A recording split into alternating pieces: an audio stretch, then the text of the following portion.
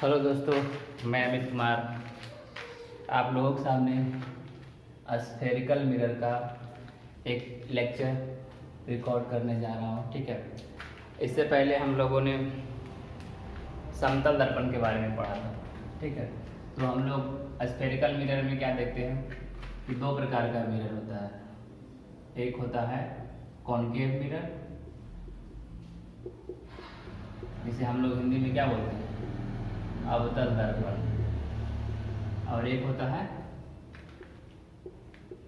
Convex mirror, जिसे हम लोग बोलते हैं उत्तल दर्पण।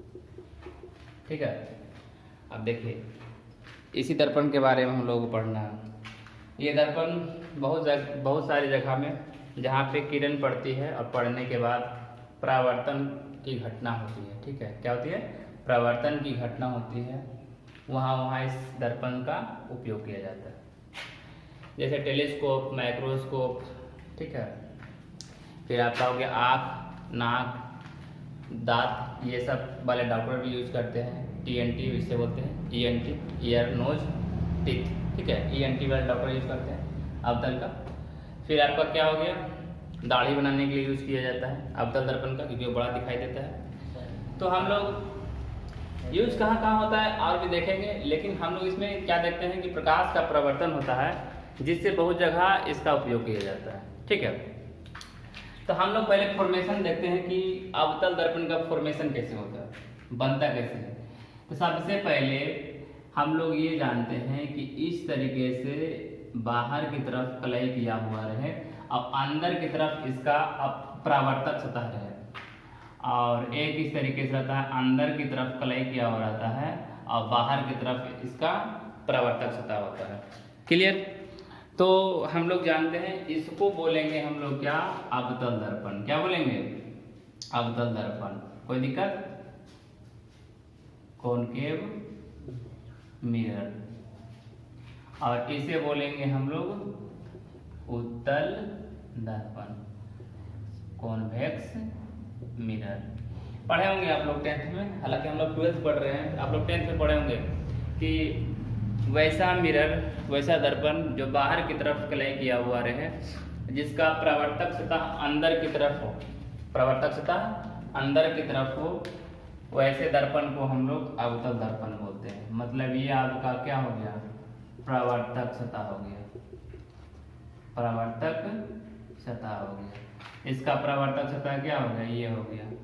मतलब यहाँ से प्रकाश की किरण क्या हो जाएगी, टकराकर मुड़ेगी, परावर्तन होगी। ठीक है, क्या बोलते हैं, रिफ्लेक्टिंग सरफेस। इंग्लिश में क्या बोलते हैं इसे, रिफ्लेक्टिंग सरफेस। दोनों जगह वहां पे भी लिख सकते हैं हम लोग, रिफ्लेक्टिंग सरफेस। ठीक है, अब देखिए बनता कैसे है, formation of mirror, formation of mirror. तो बनेगा कैसे, सबसे पहले हम लोग क्या करते हैं कि इस फॉर्मेशंस के लिए हम लोग क्या कर रहे हैं, एक स्फीयर लेते हैं इस तरीके से,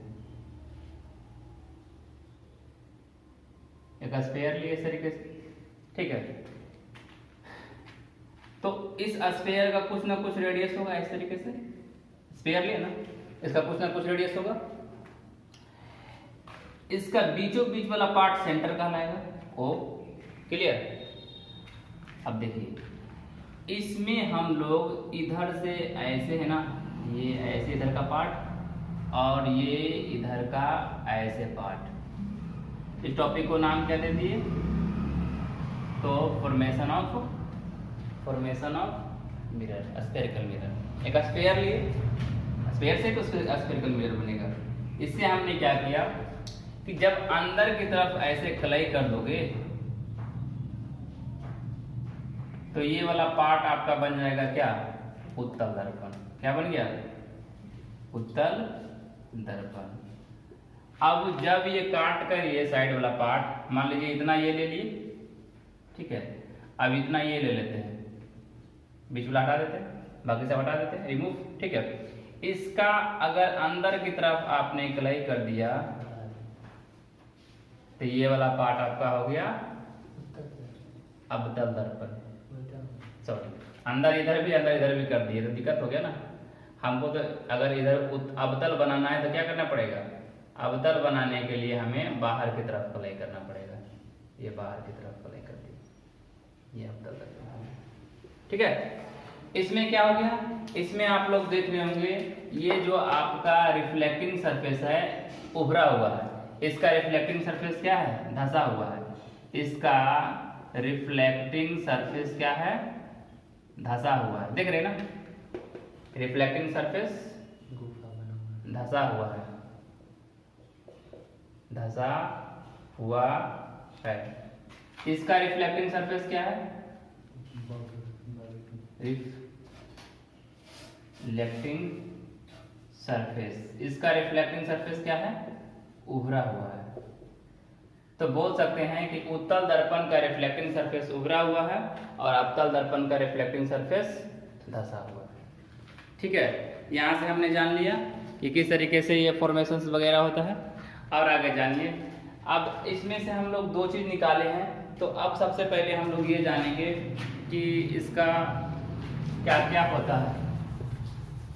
स्फेरिकल मिरर ही पढ़ रहे हैं हम लोग, पूरा पढ़ेंगे इसका फॉर्मेशन जाने। ये क्या जाने हम लोग, फॉर्मेशन ऑफ लेंस मिरर।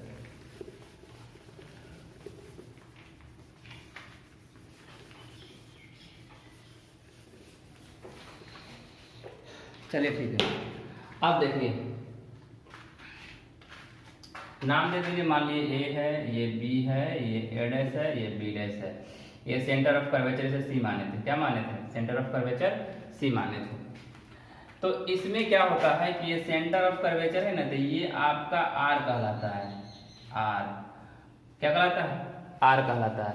और इसका आधा वाला पार्ट कहलाता है एफ। जैसे हम बात करें, ये आपका कौन सा दर्पण है, अवतल दर्पण है, तो ये अगर यहाँ पे सी लिखा हुआ है तो ये वाला पार्ट कहलाएगा आपका आर और इसका आधा कहलाएगा एफ। एफ बराबर होता है आर बाई टू। एफ बराबर क्या होता है, आर बाई टू। ये सब 10th में ही साबित करने का था।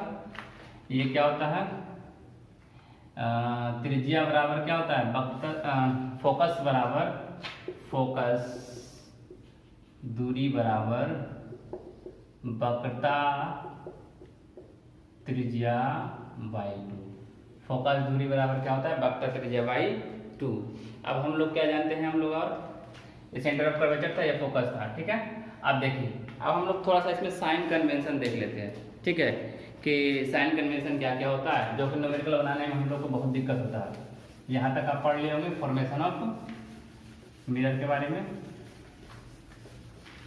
उत्तल दर्पण और अवतल दर्पण में क्या अंतर हो जाएगा, उत्तल दर्पण का रिफ्रैक्टिंग सरफेस क्या होता है, उभरा हुआ होता है, और अवतल दर्पण का रिफ्रैक्टिंग सरफेस क्या होता है, धंसा हुआ है। ठीक है, अब आगे देखिए,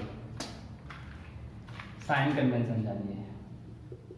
साइन कन्वेंशन हिंदी क्या होता है, चिन्ह परिपाटी। ठीक है, जानिए इसके बारे में। चिन्ह परिपाटी, देखिए सबसे पहले हम क्या करना पड़ेगा, इस तरीके से ये अवतल हो गया,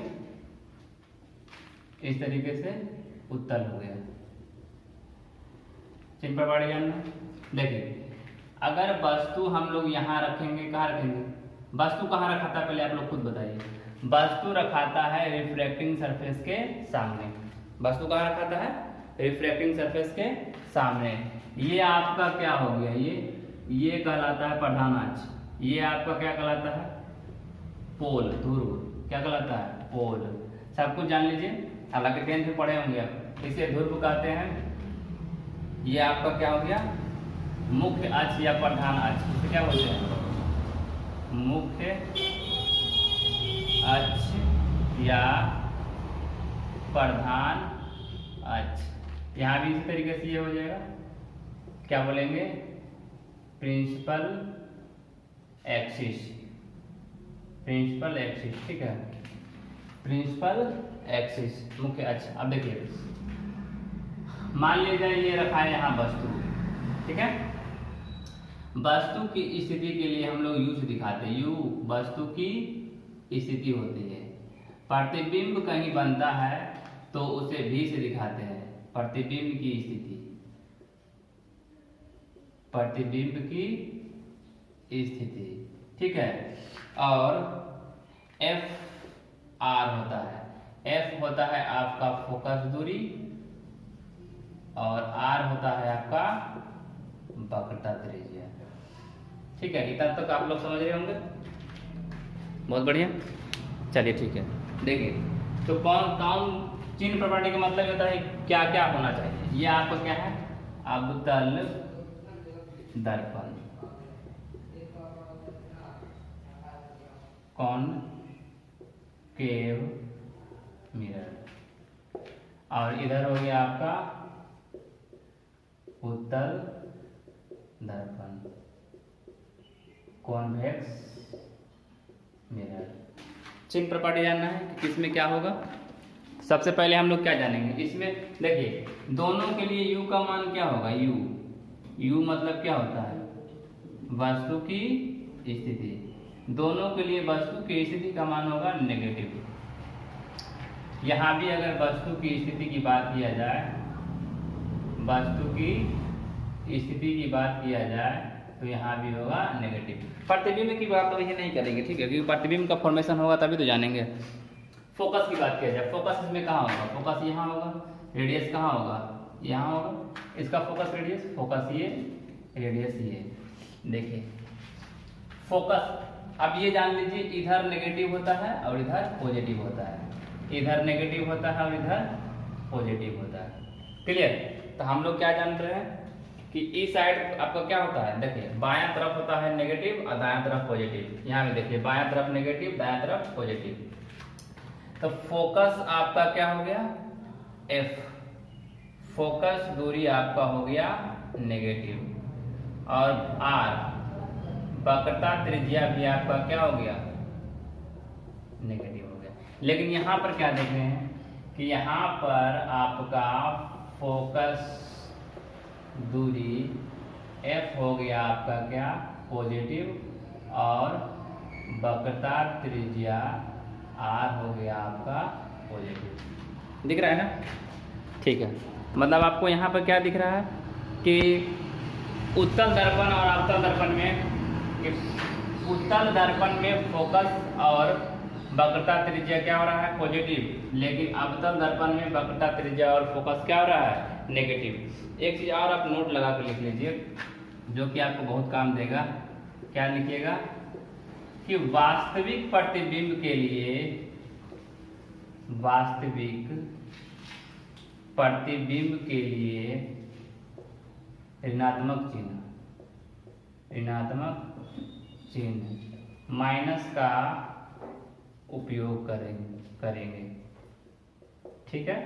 दूसरा नोट क्या लिख लीजिए, काल्पनिक या, दिख रहा है, ठीक है दिख रहा है आपको, काल्पनिक या आभासी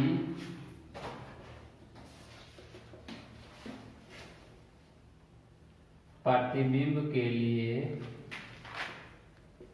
धनात्मक चिन्ह का प्रयोग करेंगे, ठीक है। क्या क्या देख लिए, वास्तविक प्रतिबिंब के लिए ऋणात्मक माइनस का चिन्ह प्रयोग करेंगे, और आपका क्या हो गया, काल्पनिक या आभासी प्रतिबिंब के लिए धनात्मक चिन्ह का प्रयोग करेंगे, ठीक है। देखिए तो क्या क्या हम लोग जानते हैं कि अब क्या है, अब आप लोगों को ये जानना होगा कि उत्तल दर्पण में हमेशा आभासी प्रतिबिंब बनता है, उत्तल दर्पण में हमेशा आभासी प्रतिबिंब बनता है। 10th में पढ़े होंगे आप लोग, ठीक है। तो यहाँ पे आप लोग लिखिए, यहाँ तक आपने क्या क्या समझ लिया कि अवतल दर्पण में फोकस और रेडियस, मतलब कि वक्रता त्रिज्या और फोकस दोनों नेगेटिव होता है। अवतल दर्पण में फोकस और रेडियस, मतलब फोकस दूरी और रेडियस दोनों क्या होता है, पॉजिटिव होता है। वस्तु की स्थिति हमेशा नेगेटिव होता है, लिखना होगा। वस्तु की स्थिति हमेशा नेगेटिव होता है। और क्या जाने, वास्तविक प्रतिबिंब के लिए ऋणात्मक चिन्ह का प्रयोग करेंगे और काल्पनिक या आभासी प्रतिबिंब के लिए धनात्मक चिन्ह का प्रयोग करेंगे। ठीक है, यू को क्या बोलते हैं हम लोग, यू को बोलते हैं वस्तु की स्थिति, अब वी क्या हो गया प्रतिबिंब की स्थिति, एफ क्या हो गया फोकस दूरी, आर क्या हो गया वक्र त्रिज्या। ठीक है, तो साइन कन्वेंशन पढ़ रहे हैं हम लोग। कुछ कुछ बात को हम यहाँ पर फिर से नोट करेंगे। अभी हमने क्या नोट देखा कि हमने यहाँ पे एक नोट देखा कि काल्पनिक के लिए या आभासी के लिए प्लस का चिन्ह प्रयोग करेंगे प्रतिबिंब की स्थिति के लिए। लेकिन देखिए, तो यहाँ पे हम लोग एक चीज और लिखेंगे कि क्या लिखेंगे, नोट फर्स्ट, उत्तल दर्पण में हमेशा वास्तविक, उत्तल दर्पण में हमेशा कैसा बनता है, आभासी या काल्पनिक जिसे बोलते हैं, आभासी या काल्पनिक प्रतिबिंब बनता है। ठीक है, उत्तल दर्पण में कैसा प्रतिबिंब बनता है, आभासी या काल्पनिक प्रतिबिंब बनता है। मतलब यहाँ पर v का मान क्या लेंगे हम लोग, v का मान लेंगे पॉजिटिव, v का मान क्या लेंगे पॉजिटिव।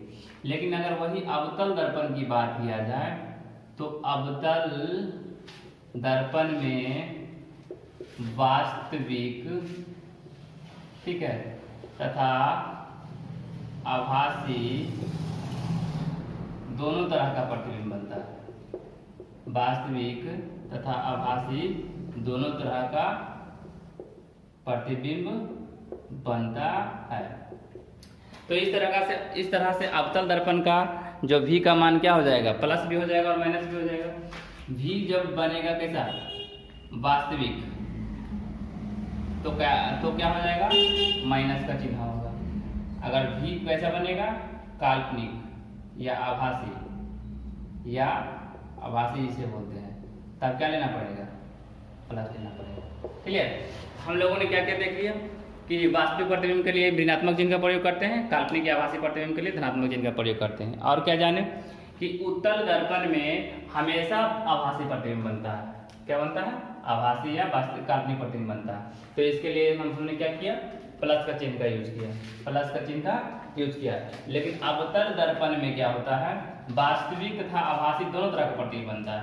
तो जब वास्तविक बनेगा तो क्या लेंगे माइनस, और जब काल्पनिक बनेगा तो लेंगे प्लस। ठीक है, इतना तक समझ में आया साइन कन्वेंशन। अब साइन कन्वेंशन लेने में आप लोगों को दिक्कत नहीं होना चाहिए, क्योंकि सबसे ज़्यादा दिक्कत आप लोगों को क्या होता है साइन कन्वेंशन में। तो हम लोग अब तक क्या सीखे, चलिए एक बार बता देते हैं कि हम लोगों ने सीखा क्या। उत्तल दर्पण में आभासी प्रतिबिंब बनने के कारण और फोकस और रेडियस किधर, दाईं तरफ होने के कारण उत्तल दर्पण में फोकस, रेडियस और प्रतिबिंब की स्थिति भी सब का सब क्या होता है, प्लस होता है। तो अब हम क्या जान लिए कि केवल और केवल उत्तल दर्पण में वस्तु की स्थिति ही निगेटिव होती है।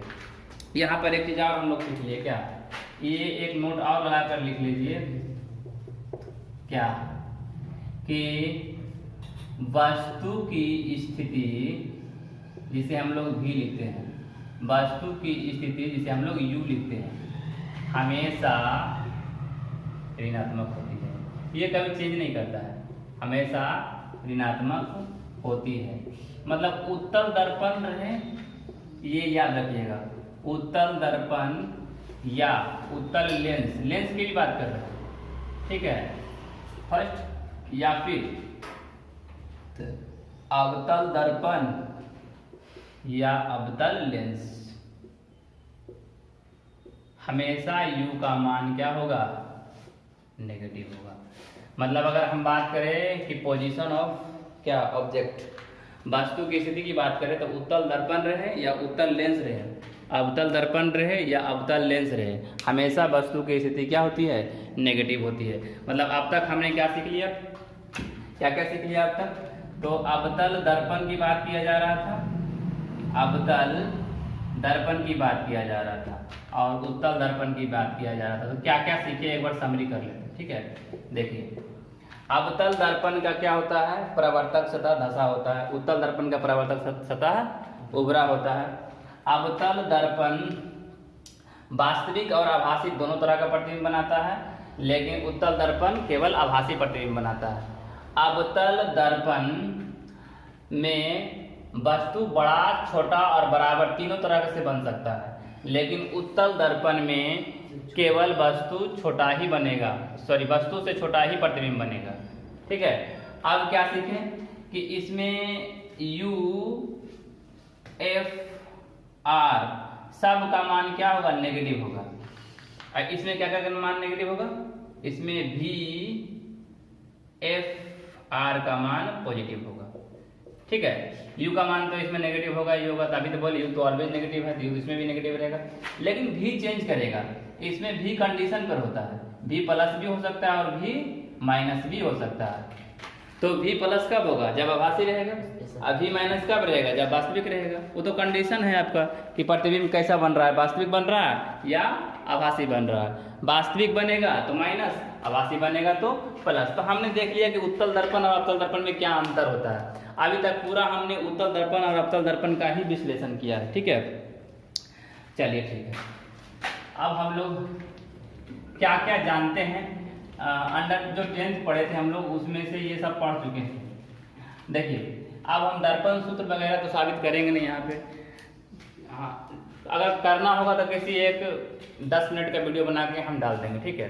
लेकिन हम अभी क्या कर रहे हैं, क्या क्या हम जानते हैं दर्पण के लिए, गोलीय दर्पण के लिए हम आपको बता देते हैं। गोलीय दर्पण के लिए क्या क्या अभी इम्पोर्टेंट है हम बता देते हैं। F बराबर पहले होता है R/2, ठीक है। दूसरा फॉर्मूला क्या होता है, 1/V प्लस 1/U बराबर 1/R। इसे हम लोग क्या बोलते हैं, दर्पण सूत्र, दर्पण सूत्र बोलते हैं, mirror formula, mirror formula.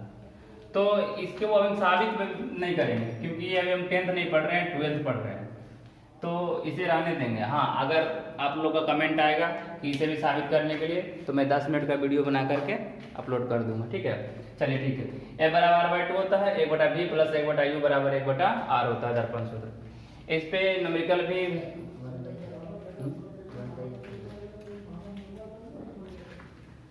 1/F होता है, ठीक है, 1/F होता है, 1/F होता है।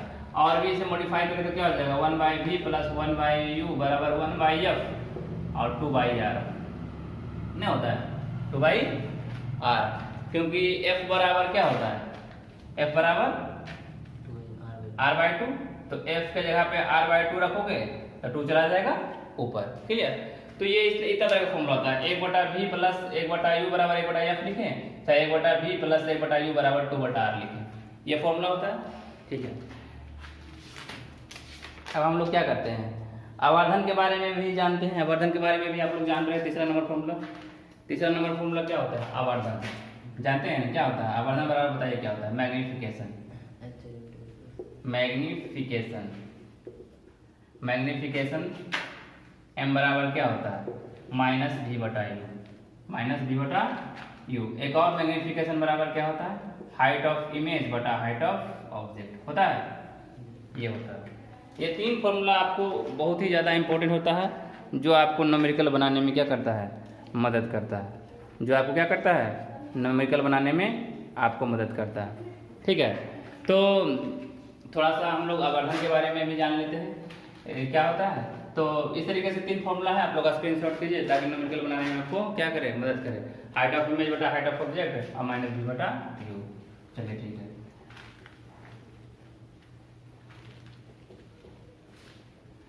देखिए मैग्निफिकेशन से चालू करते हैं। मैग्निफिकेशन ऐसा नहीं है कि दर्पण सूत्र हम छोड़ देंगे, ठीक है ना, दर्पण सूत्र हम बताएंगे, 10 मिनट का वीडियो अलग से डाल देंगे, क्योंकि अभी जरूरत नहीं है, हम लोग को न्यूमेरिकल बनाना बहुत जरूरी है, इसलिए उस पर ध्यान देंगे। मैग्निफिकेशन, आवर्धन, आवर्धन के बारे में बताया जाता है कि यह एक रेशियो है, क्या है, यह एक रेशियो होता है किसका, तो हाइट ऑफ इमेज और हाइट ऑफ ऑब्जेक्ट, मतलब प्रतिबिंब की स्थिति और वस्तु की स्थिति का। मतलब अगर मोटे मोटे शब्दों में अगर आप लोग को बोला जाए तो यह बताता है कि प्रतिबिंब वस्तु से कितना गुना बड़ा बना है या कितना गुना छोटा बना है। ठीक है, तो आवर्धन का मान कैसे सूचित कर सकते हैं हम लोग, एक से बड़ा, एक से छोटा या एक के बराबर। यह तीन ही कंडीशन है जहां पे हम लोग आवर्धन को शो करते हैं, क्या क्या, एक से बड़ा, एक के बराबर या एक से छोटा। ठीक है, तो मैग्निफिकेशन के बारे में बोला जाता है क्या, तो बोला जाता है प्रतिबिंब की स्थिति, प्रतिबिंब की स्थिति और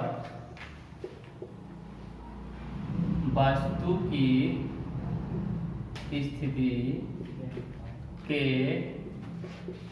अनुपात को आवर्धन कहा जाता है। ठीक है, मतलब m बराबर माइनस वी बाई यू, क्योंकि प्रतिबिंब की स्थिति क्या हो गया v और वस्तु की स्थिति क्या होती है u, तो v बाई यू। बोला जाता है it is a ratio of, क्या बोला जाता है, magnification is the ratio of position of image to the position of object। मतलब बोला जा रहा है कि प्रतिबिंब की स्थिति और वस्तु की स्थिति के अनुपात को आवर्धन कहा जाता है। Magnification is the ratio of position of image to the position of object. Position of image का मतलब v और पोजीशन ऑफ ऑब्जेक्ट का मतलब u।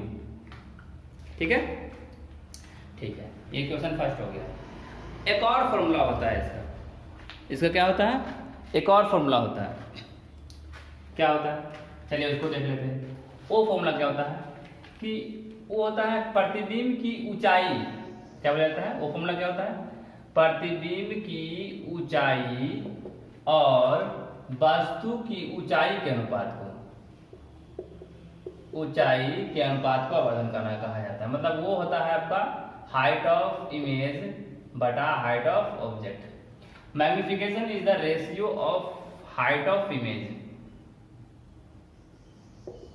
Height of image to the height of object. दो तरीके से सूचित करते हैं, एक तो आपका हो गया m बराबर हाइट ऑफ इमेज, यहाँ आप देख लीजिए वही आ गया, मतलब कि हाइट ऑफ, इसको बोलते हैं हाइट ऑफ इमेज और हाइट ऑफ ऑब्जेक्ट। m बराबर हाइट ऑफ इमेज बटा हाइट ऑफ ऑब्जेक्ट। ये क्वेश्चन 2 था, क्योंकि पहले हमने क्या किया, क्वेश्चन फर्स्ट निकाला। ठीक है, तो हम लोग क्या देख रहे हैं कि एक तो हो गया position of image to the position of object, मतलब कि प्रतिबिंब की स्थिति और वस्तु की स्थिति के अनुपात को। दूसरा बोला जाता है कि हाइट ऑफ इमेज बटा हाइट ऑफ ऑब्जेक्ट, मतलब कि इमेज की ऊंचाई और वस्तु की ऊंचाई के अनुपात को आवर्धन कहा जाता है। तो हमने यहाँ से क्या निकाला, दो इक्वेशन निकाला, हमने यहाँ से क्या निकाला, दो इक्वेशन निकाला।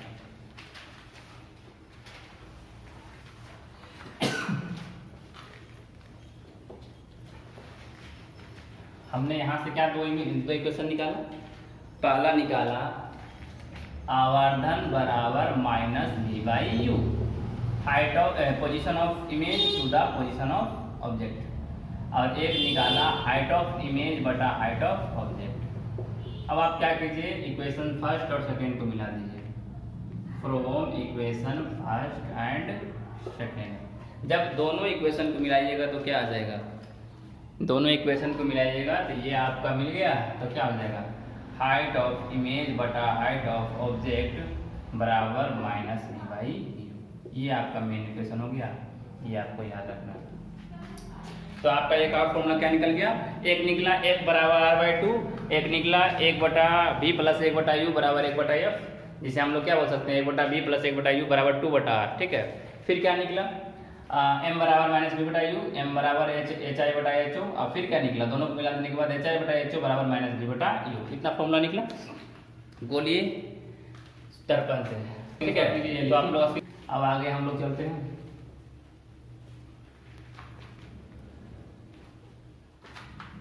देखिए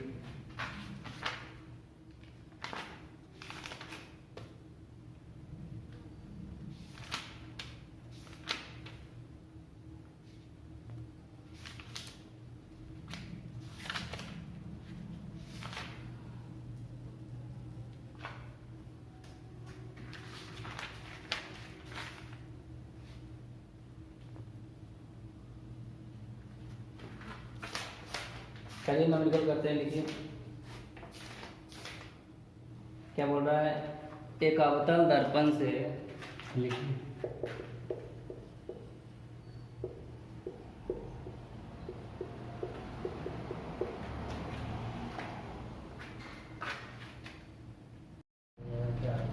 एक अवतल दर्पण के ध्रुव से 12 सेंटीमीटर की दूरी पर 12 सेंटीमीटर की दूरी पर 2 सेंटीमीटर ऊंची एक वस्तु दर्पण के मुख्य अक्ष पर, दर्पण के मुख्य अक्ष पर, यह आपका क्या है मुख्य अक्ष, दर्पण के मुख्य अक्ष पर ध्रुव से, ये ध्रुव होता है आपका, ये ध्रुव है, ये मुख्य अक्ष है, मुख्य अक्ष पर स्थित है।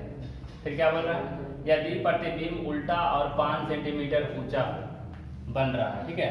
लेकिन बोला क्या जा रहा है कि ये आपका मुख्य अक्ष है और 12 सेंटीमीटर से 2 सेंटीमीटर ऊंची एक वस्तु दर्पण के मुख्य, ठीक है। देखिए ये बोल रहा है यहाँ से यहाँ तक का 12 सेंटीमीटर वस्तु जो रखा जाता है वो क्या करता है, वस्तु की स्थिति, वस्तु जहाँ रखा जाता है वो कहलाता है वस्तु की स्थिति, मतलब u का मान आ गया -12। हमने क्या बोला था, उत्तल दर्पण हो या अवतल दर्पण हो, उत्तल दर्पण हो या अवतल दर्पण हो, कोई सा भी दर्पण हो, u का मान नेगेटिव आएगा। u का मान कितना आ गया -12।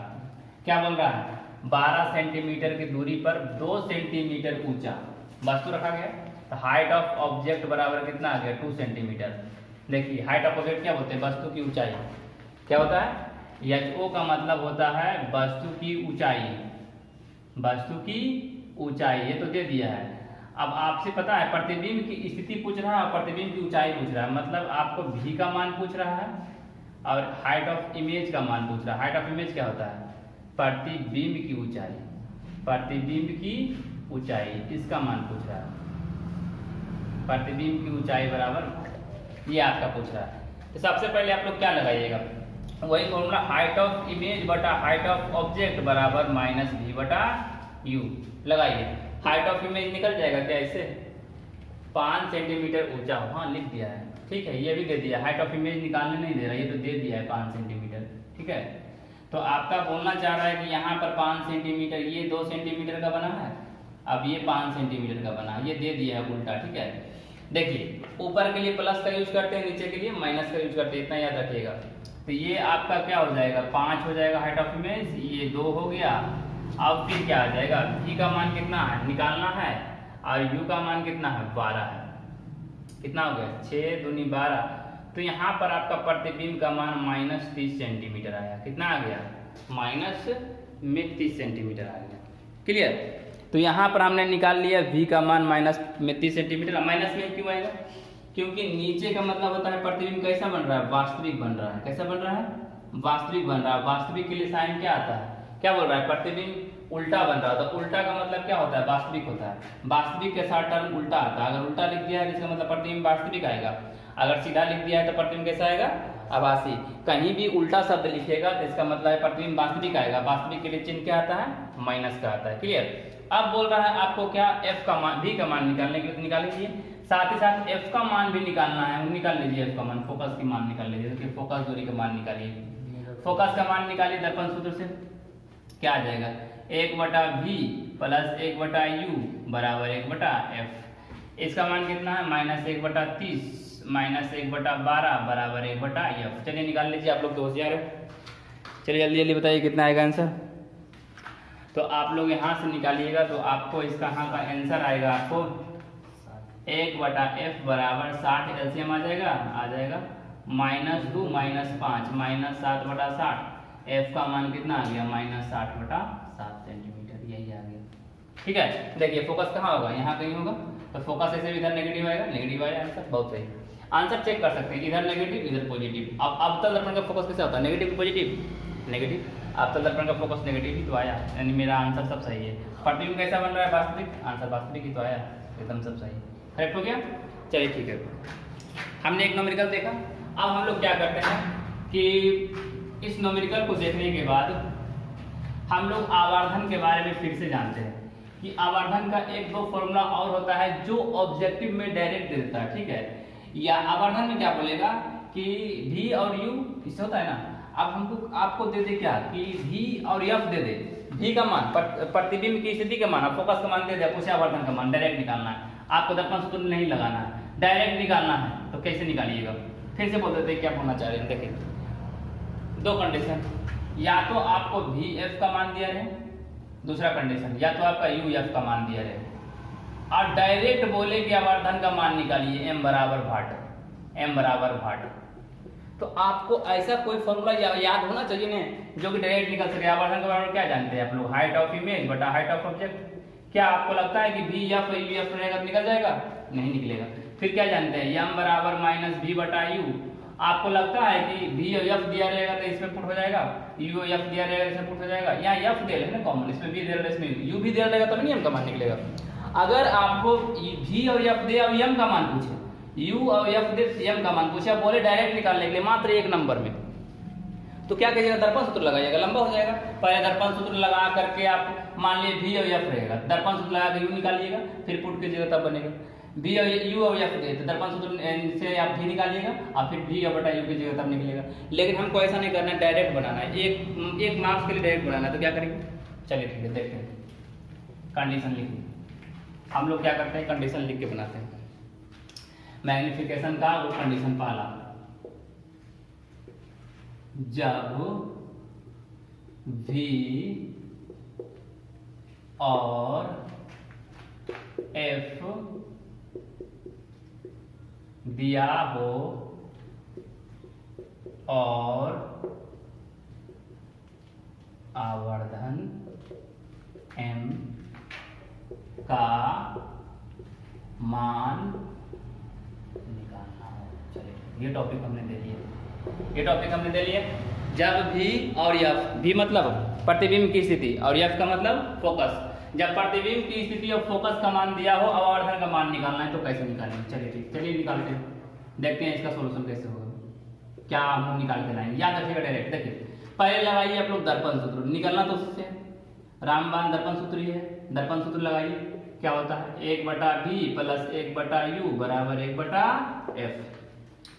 दोनों v और f की बात किया है, तो v और f की बात किया है, तो ऐसा करते हैं कि v रखने के लिए v को काट देते हैं, v से गुना कर देते हैं, क्या करते हैं v से गुना कर देते हैं, तो तभी तो v बटा f बचेगा।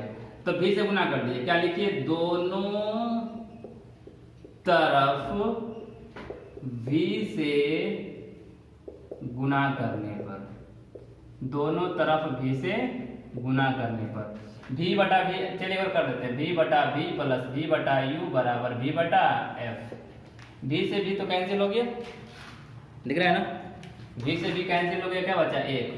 अब देखिए हम लोग ये भी जानते हैं कि m बराबर माइनस v बाई यू होता है, क्लियर ना, m बराबर माइनस v बटा u होता है। तो अगर हमको v बटा u का मान निकालना रहे तो क्या हो जाएगा, माइनस m नहीं हो जाएगा, होगा माइनस का चिन्ह इधर चलाएगा, तो यहाँ पर v बटा u की जगह पर क्या लिख देंगे हम लोग, v बटा u की जगह पर क्या लिख देंगे, माइनस m बराबर v बटा f। अब क्या कीजिए, इसको इधर भेज दीजिए m, इसको इधर भेज दीजिए 1/v बटा f, यही आ गया, हल करके आ जाएगा f माइनस v बटा f माइनस v बटा f माइनस v बटा f। मतलब साफ साफ शब्दों में बोला जाए कि जब v और f दिया हो और आवर्धन का मान निकालना हो तो फॉर्मूला लगाना होगा v माइनस v बटा f, sorry f minus v बटा f माइनस v बटा f, क्लियरली ठीक है। अब चलिए दूसरा कंडीशन में स्क्रीनशॉट वगैरह कर लीजिए, हम 1-2 सेकंड के लिए पीछे इसलिए हट जाते हैं ताकि आप इसे स्क्रीनशॉट करके लिख सके बाद में, ठीक है। चलिए ठीक है, आगे लिखते हैं। सेकेंड नंबर हम लोग चले, यहाँ पर अगर आपको दे दे क्या, v के जगह पर अब दे दे u सेकेंड नंबर में जब u और f दिया हो और आवर्धन का मान निकालना, क्या निकालना हो, आवर्धन का मान निकालना। अब क्या करेंगे हम लोग, ये तो आया था फॉर्मूला, क्या आया था, f माइनस बी बटा f माइनस बी बटा, कई बार ये ऑब्जेक्टिव में आ चुका है, ये वाला कई बार ऑब्जेक्टिव में आ चुका है, इसलिए आप लोग इसे याद रखिएगा, f माइनस बी बटा f, ठीक है। चलिए ठीक है, अब क्या करना है, यहाँ पर यही आइए, दर्पण सूत्र से ही आइए, u f दिया हुआ है। अब क्या कीजिए, दोनों तरफ u से गुना कीजिए, तो u बटा v प्लस u बटा u बराबर u बटा f, क्या हो जाएगा, u से u कैंसिल। अब देखिए यहाँ से आइए, यहाँ पर क्या हो जाएगा, यहाँ पर क्या हो जाएगा, उसे उल्टा कीजिए, तो 1 बटा m बराबर u बटा v किस जगह पर लिखना है, 1 बटा m बराबर u बटा v। अब माइनस कहाँ, यहाँ पर माइनस है तो इधर लगा दीजिए, मतलब हम लोग कह सकते हैं कि u बटा v के जगह पे माइनस 1 बटा m रख सकते हैं। कैसे देख लीजिए, m बराबर माइनस v बटा u, उल्टा कर दीजिए, तो कुछ नहीं है तो नीचे 1 है, तो 1 बटा m और u बटा v, और इस माइनस को इधर शिफ्ट कर दीजिए, तो क्या हो गया, u बटा v के जगह पर माइनस 1 बटा m, u बटा v के जगह पर क्या हो जाएगा, माइनस 1 बटा m प्लस 1 बराबर u बटा f। इसको इधर 1 माइनस u बटा f बराबर 1 बटा m, ऐसे, ठीक है। अब इसको आगे और हल करते हैं, क्या आ जाएगा, f माइनस u बटा f बराबर 1 बटा m। हमें तो m का मान निकालना है, हमें किसका मान निकालना है, m का मान। स्क्रीनशॉट कीजिए, उल्टा कर दीजिए, m बराबर क्या आ जाएगा, f बटा f माइनस u, f बटा f माइनस u। ये भी डायरेक्ट ऑब्जेक्टिव क्वेश्चन में आ चुका है, और अगर u और f का मान डायरेक्ट दिया रहे और आवर्धन का मान दे तो आप लोग यहाँ से निकाल सकते हैं, ठीक है, बहुत अच्छा। तो स्क्रीनशॉट वगैरह कीजिए। अब हम लोग इसमें आप क्या पढ़ेंगे, अब हम लोग इसमें पढ़ेंगे कि आवर्धन का मान 1 भी होता है, 1 से ज़्यादा होता है और 1 से कम होता है। अब हम लोग जानते हैं कि उत्तल दर्पण और अवतल दर्पण में आवर्धन का मान कितना कितना होता है, ठीक है, उत्तल दर्पण में और अवतल दर्पण में आवर्धन का मान कितना कितना होता है। चलिए ठीक है, स्क्रीनशॉट कर लिए होंगे।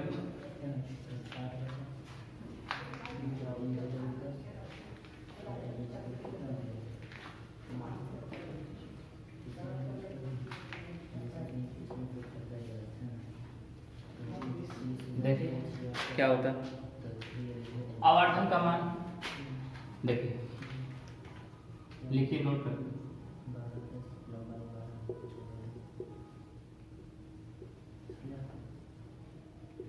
उत्तल दर्पण में आवर्धन m का मान हमेशा 1 से छोटा होता है, 1 से छोटा ही होता है, हमेशा 1 से छोटा होता, मतलब m क्या होगा, लेस देन 1 होगा, m लेस देन 1 होगा, m का मान 1 से छोटा होगा। चलिए अब इसमें जानिए, अवतल दर्पण में,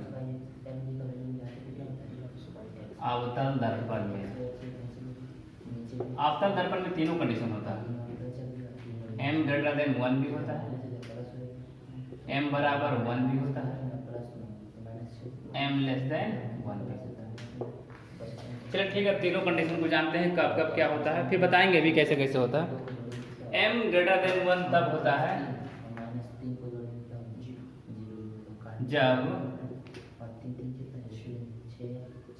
जब प्रतिबिंब वस्तु से बड़ा हो, जब प्रतिबिंब वस्तु से बड़ा हो। m बराबर 1 कब बनेगा, जब प्रतिबिंब वस्तु के बराबर हो। m लेस देन 1 कब बनेगा, जब प्रतिबिंब वस्तु से छोटा हो। जब प्रतिबिंब वस्तु से छोटा। तीनों पॉइंट पर लिखिए, स्क्रीनशॉट कीजिए। पहले हम समझा देते हैं कैसे कैसे होगा। हमने आवर्धन पर पहले आज हमने क्या क्या पढ़ा, गोलीय दर्पण के बारे में, स्फेरिकल मिरर के बारे में पढ़ा। तो गोलीय दर्पण दो तरह के होते हैं, कॉनकेव कॉन्वेक्स, अवतल दर्पण उत्तल दर्पण। हमने उसके बारे में क्या क्या जाना, कैसे कैसे फॉर्मेशन होता है, ध्रुव क्या होता है, प्रधान अक्ष क्या होता है, ध्रुव क्या होता है। तो जहाँ से प्रधान अक्ष जाता है वो ध्रुव होता है। और फोकस क्या होता है, फोकस और रेडियस, वक्रता त्रिज्या के बारे में बताएं। जिस गोले से बनता है उसका जो रेडियस होता है वो आपका क्या कहलाता है, वक्रता त्रिज्या कहलाता है।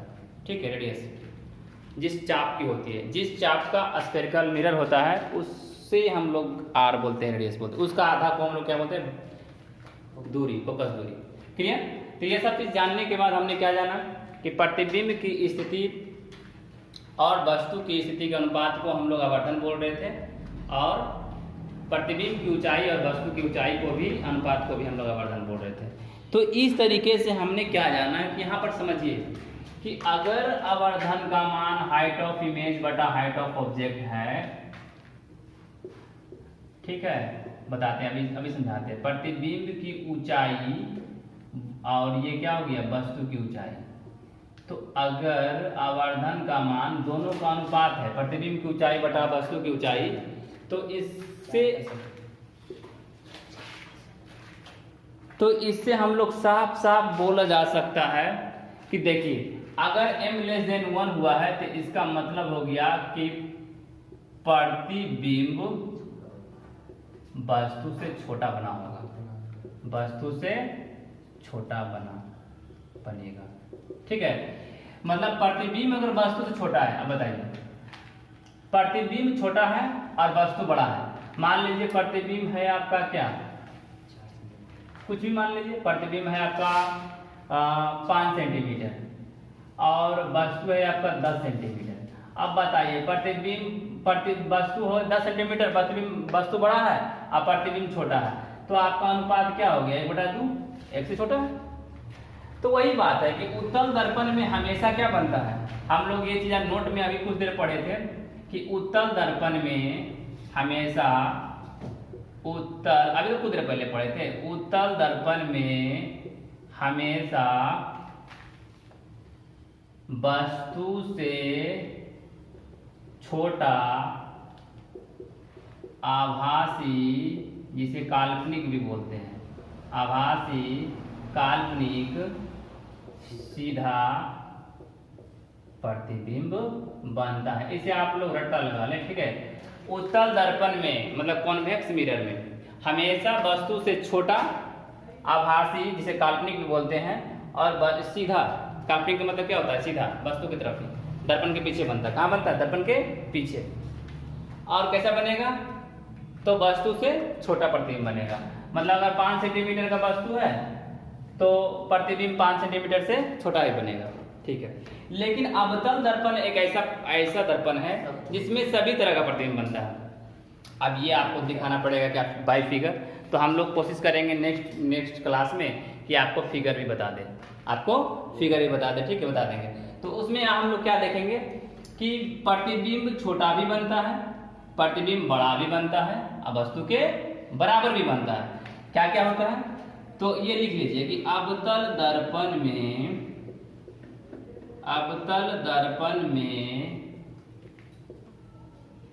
वस्तु से बड़ा, छोटा और बराबर तीनों तरह का प्रतिबिंब बनता है। याद कर ले, तीनों तरह के प्रतिबिंब बनता है। ऐसे आप लोग 10th में पढ़े हैं, ठीक है ना, फिगर, तीनों तरह के प्रतिबिंब बनता है। और क्या बनता है, इसमें एक और नोट करने की चीज है कि अवतल दर्पण में वास्तविक तथा आभासी दोनों तरह का प्रतिबिंब बनता है। वास्तविक तथा आभासी दोनों तरह का